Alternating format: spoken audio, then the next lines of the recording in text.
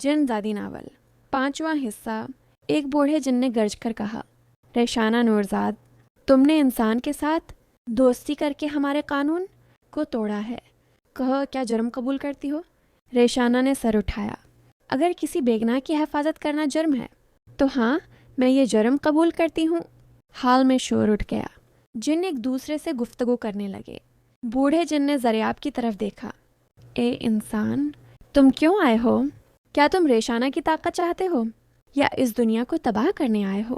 زریاب نے مضبوط لہجے میں کہا، میں اسے بچانے آیا ہوں کیونکہ وہ میری دوست ہے اور میں اس کے بغیر واپس نہیں جاؤں گا۔ حال میں خاموشی چھا گئی۔ بزرگ جن نے تیزی سے کہا، اگر ایسا ہے تو تمہیں آزمائش نور سے گزرنا ہوگا۔ زریاب نے حیرت سے پوچھا، وہ کیا ہے؟ بزرگ جن کی آنکھیں چمک اٹھیں۔ وہ آزمائش جس میں اگر تم ناکام ہوئے تو جان سے جاؤ گے، اور اگر کامیاب ہوئے تو ہم فیصلہ کریں گے کہ ریشانہ کو زندہ رہنے کا حق ہے یا نہیں۔ ریشانہ چونک اٹھی۔ نہیں، زریاب اس دنیا کی آزمائشوں کے لیے نہیں بنا، اس سے چھوڑ دو۔ مگر بزرگوں نے کوئی جواب نہ دیا۔ توفاق مسکراہٹ کے ساتھ بولا، آزمائش کا وقت آ گیا ہے اے انسان۔ زریاب نے ریشانہ کی طرف دیکھا اور کہا، میں تیار ہوں۔ ریشانہ کی آنکھوں میں خوف پڑ گیا۔ اس نے سرگوشی کی، زریاب، یہ آزمائش جان لے لیتی ہے۔ تم کیوں مانے؟ زریاب نے دھیرے سے کہا، کیونکہ میں تمہیں تنہا چھوڑنے کا سوچ بھی نہیں سکتا۔ قلعہ لہوزاد کے حال میں گہری خاموشی تھی۔ سب کی نظریں زریاب پر جمی تھیں، جیسے وہ کوئی قیدی نہیں بلکہ قربانی کا جانور ہو۔ بزرگ جن نے ہاتھ اٹھایا۔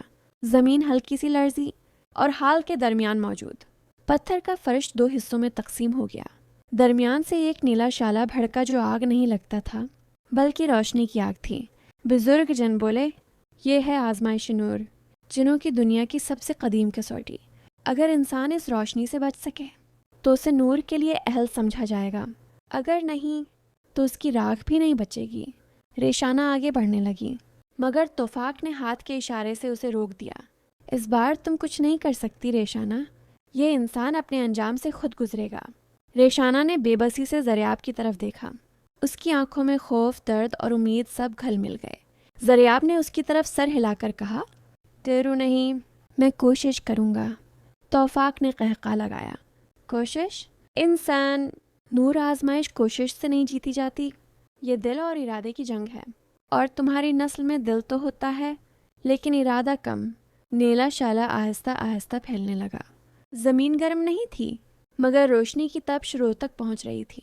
زریاب نے قدم آگے بڑھایا۔ جیسے ہی اس نے قدم رکھا،